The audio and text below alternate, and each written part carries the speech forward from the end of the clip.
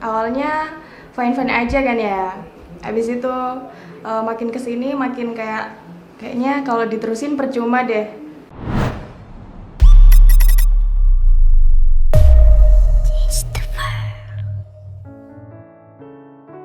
Paling lama pacaran berapa lama? Paling lama tuh, 5 bulan. Masih baru 5 bulanan. Pacarannya baru 6 bulan sih. 6 bulan. 6 bulanan lah. Paling lama pacaran 2 tahun deh kayaknya. Kurang lebih 2 tahun. 2 tahun. 2 tahun. 2 tahun 3 bulan. 2 tahun setengah. 3 tahun. 3 tahun. Udah 5 tahun. Putusnya karena apa dan kapan? Pergantian tahun 2020, dari 2019 ke 2020, malam tahun baru. Putusnya gara-gara cewek saya selingkuh. Aku ngeliat dia di hotel sama cewek. Jadi kebetulan pas itu aku habis pulang nonton sama dia. Pulang jam 10. Terus dia nganter aku pulang. Aku mau nyamperin teman-temanku, teman-teman kerja, cewek semua, orang 6. Mereka staycation. Terus aku mau ke sana, tapi nggak bilang dia, nggak bilang pacar aku. Terus pas aku mau balik jam 11, aku ngeliat dia baru check in. Karena dia bosen. Putusnya karena gagal nikah tahun 2017. Karena dia mau menikah di bulan Desember. Karena toxic relationship. Udah capek sih. Karena toksik banget. Dia katanya fokus akpol, tapi ya nggak percaya sih. Putusnya karena ini sih, beda agama. Karena beda agama. Dia ngomong papaku nggak setuju, terus keluarga nggak setuju, sedangkan papanya sama aku baik, bahkan neneknya pun nerima aku. Awalnya fine-fine aja kan ya. Habis itu makin kesini makin kayaknya kalau diterusin percuma deh. Kayak nggak ada ujungnya gitu kan. Ya udah akhirnya selesai deh. Siapa yang mutusin? Dia. Dia. Aku. Awalnya aku mutusin, terus mencoba untuk balikan lagi, akhirnya nggak bisa, akhirnya dia ninggalin. Yang mutusin aku lah. Orang diselingkuhin. Kayak ya nggak tahu sih, kayak aku ngejalin ya wes gitu, ya wes gitu, ya wes, ya wes. Buat saat ini kalau dia balik lagi, kamu mau nggak sih? Enggak. Karena Ya. menurut aku kalau udah watak nggak bisa diubah sih. Enggak deh kayaknya. Soalnya ya itu tadi, kita apa ya, udah masalah Tuhan ini. Emang udah sifatnya kayak gitu kak. Karena sorry ya aku cerita. Mantan aku ini tuh dia sakit ya itu. Jadi dia ke mentalnya, terus aku taunya kalau dia sakit itu setelah udah putus. Cuman dia emang nggak terima putus, tapi caranya dia tuh salah. Ngomong langsung atau gimana? Datang ke rumahku. Kayaknya kita udah nggak cocok gitu kan. Terus ya udah, akunya awalnya nggak mau. Kayak udah 5 tahun gitu loh, udah lama. Iya. Tapi ya udah deh. Kalau dipikir-pikir ya udah kan, nggak ada ujungnya juga. Sebenarnya nggak ada kata-kata putusnya sih, kayak udah ya obrolan untuk mengakhiri aja gitu. Dan belum sempat ketemu sampai sekarang. Jadi kayak ya itu, putusnya tuh di chat itu. Nggak mau ketemu lagi udah gitu. Cuman setelah putus itu dia masih ngontak aku, cuman aku nggak mau lagi. Dan orang tua aku udah bener-bener buat nyetop aku, jangan ketemu dia, jangan hubungin dia, apapun jangan soal tentang dia gitu. Nah, ketika kamu menjalin hubungan tersebut, apa ada prospek untuk jenjang lebih serius? Awalnya ada, tapi kayaknya ya cuma awalnya doang. Ada sih.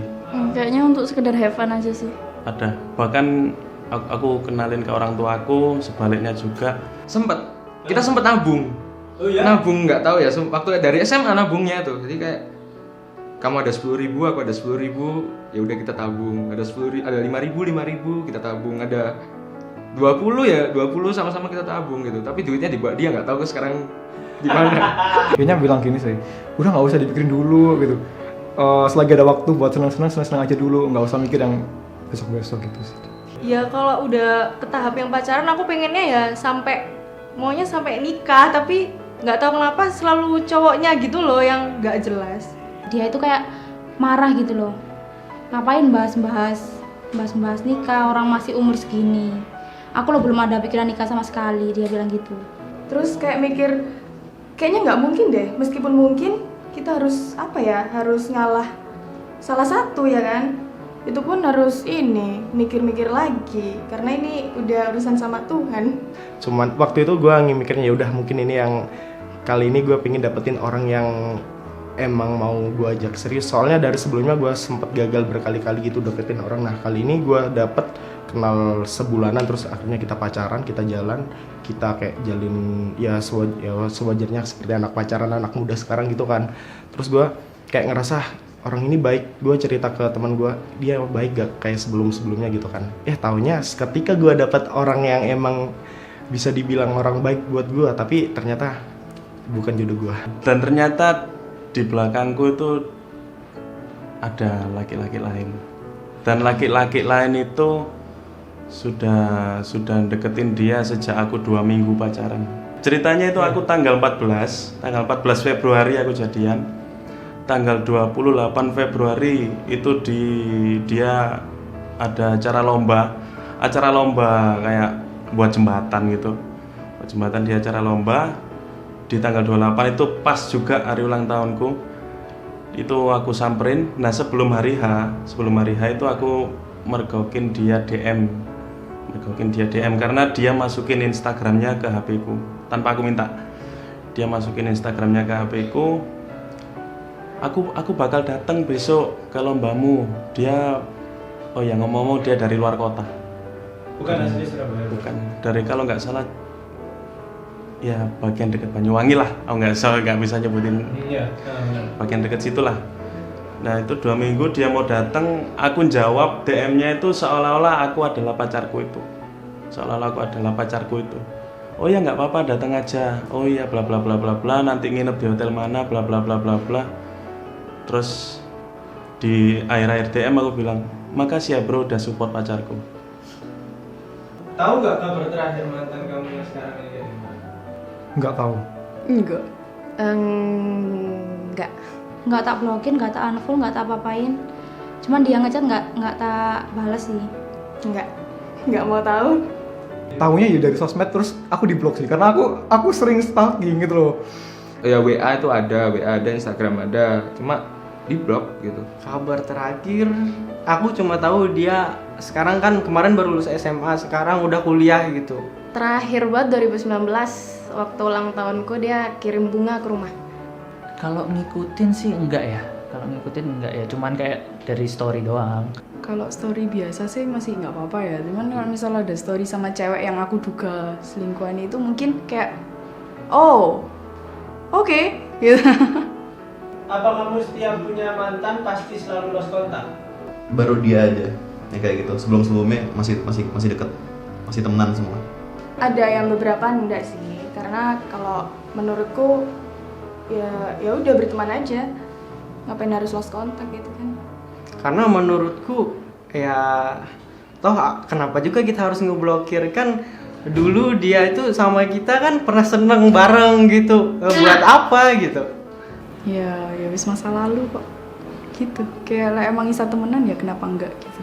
Ya nggak ada salahnya dong kita berbaik hati untuk menyambung silaturahmi yang lebih baik lagi dengan orang-orang yang memang pada saat itu memang pernah menyakitkan kita, tetapi setidaknya di balik itu masih ada kebaikan-kebaikan yang harus kita pikirkan pada saat itu.